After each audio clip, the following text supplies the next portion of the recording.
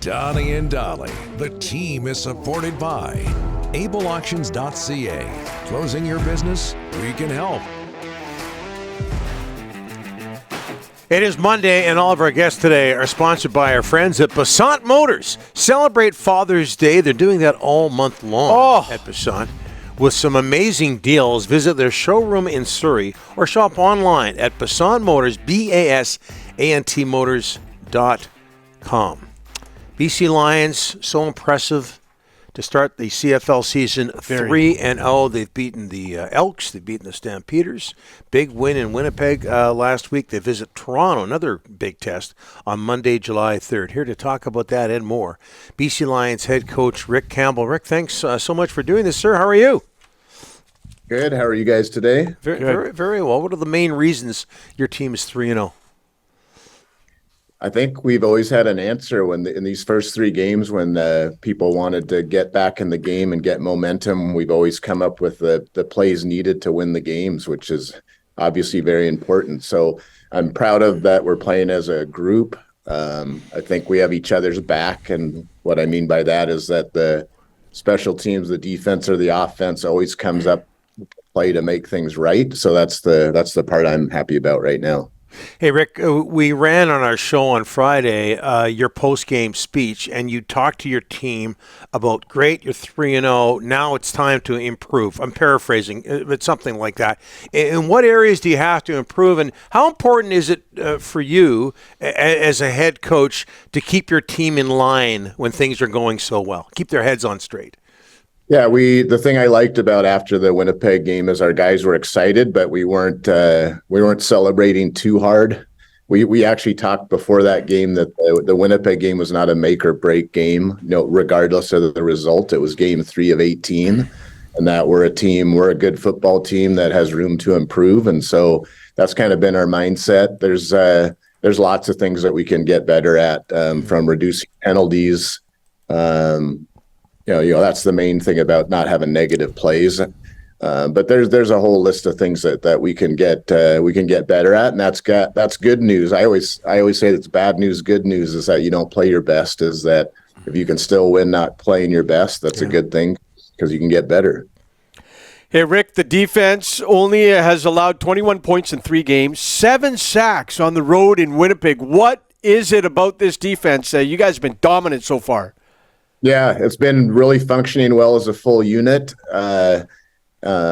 Getting pressure up front has been huge for us. We've been able to win just some one-on-one matchups where it doesn't always have to be a blitz or things like that, as we can get pressure with 3 or 4 guys, which that makes life way better for the defense. And I just like how when you watch them on film, I like how they're functioning as a whole unit, as 12 guys playing well together and hustling and playing hard. That's been the best characteristic so far, is playing with hustle and effort on every play and playing together. Rick, you lose your star quarterback last year, Nathan Wark, and Vernon Adams has not looked out of place. You haven't missed a beat. The receiving core is the best in the CFL. Talk a little bit about, it's a team game, and sometimes you lose a star player. Some teams don't respond well, but yours has offensively. Yeah, we've been trying to keep a core group of players around here, and then also keep as much continuity on the coaching staff as well, just so that we can build some chemistry and get to know each other. And it really helped that Vernon came in here, that we got to know him last year. He did a great job for us last year. I think we went 4-2 as the starter coming in the middle of the season. And so I'm happy for him that he got to spend an off season with Jordan, our offensive coordinator, and with our receivers, and knowing the situation that he was going to be in, and he's working at it. He's a guy that comes in here and works all the time and is just trying to understand things better. And we're obviously really lucky that we were able to acquire him last year. Is Matthew Betts an early candidate for outstanding defensive player in the CFL? Yeah, he sure has been active, huh? Yeah. He's the guy that thing you like about guys like him is that he's an extremely hard worker and he plays with a high motor all the time. So it's great when it translates into sacks and making plays. But man, that guy plays a million miles an hour. You can watch him. We use him on kickoff too, which people People don't talk about that as much, but you watch that guy run down on kickoff, and he's a lot of the times the first guy down there. Yeah, to see somebody that big move that fast is extremely impressive. Hey, Rick, a lot of people made a big deal about the trade for Jonathan Congo when you acquired him. I mean, it was a big deal because he's a local kid and extremely talented. Spent time in the NFL. It didn't last long. He wasn't a fit. That's what we heard. How important is team chemistry to you? It's huge. I think you need talent. If you don't have enough talent, it doesn't matter. So, but usually in pro sports, the talent is razor thin. The difference between the teams as far as talent goes.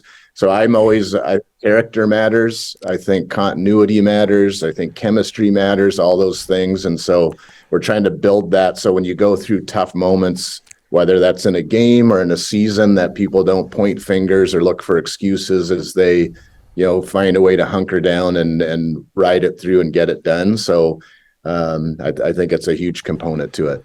I tell our guys all the time, there's no one person bigger than the team, including me, is that, the BC Lions will continue on regardless if one of us is gone. Mm-hmm. Rick, another amazing part of your victory in Winnipeg, you did it without two of your best receivers, Dominic Rhymes and Keon Hatcher. Any update on them, on their status and health-wise?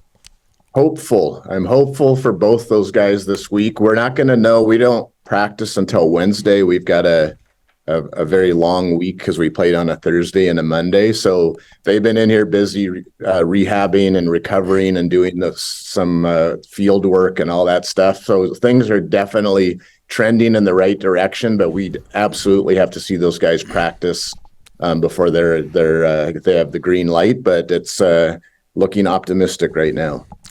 Okay, before I let you go, Rick, one major complaint from myself and other Lions fans. Your father, Hugh, CFL legend, we saw him on the sidelines at the Edmonton game, and he's wearing a jacket with the Red Blacks logo on it. Have you got him some Lions gear? He actually does. He actually does have Lions gear. There was a method to the madness, as my sister works in football ops for the Stampeders. Okay. So he's being neutral. Okay. So he didn't want to choose a side. So that was the motivation behind that. He actually surprised me too with the Red Blacks jacket, but that's why he wasn't choosing sides. He was trying to be fair to his kids. How's he doing, Rick? Pretty good. Yeah. He's active and he's active and living life and doing those things. So doing pretty well. I was happy to see him up in Calgary. It's been a while since he's made it to a game in person, but it's always good for him to be around the live action. Every time I see your dad, I think of his on-field battles with Vic Rapp back in the day. Oh, they had a good one at Commonwealth Stadium. Vic thought that...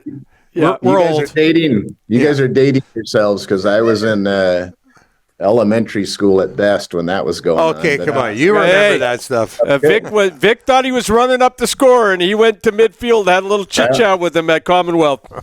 Nothing like head coaches fighting on the field. Yeah, both beauties. All right, Rick, thanks so much for this. We appreciate it. All the best. Cool, have a good one. Thanks.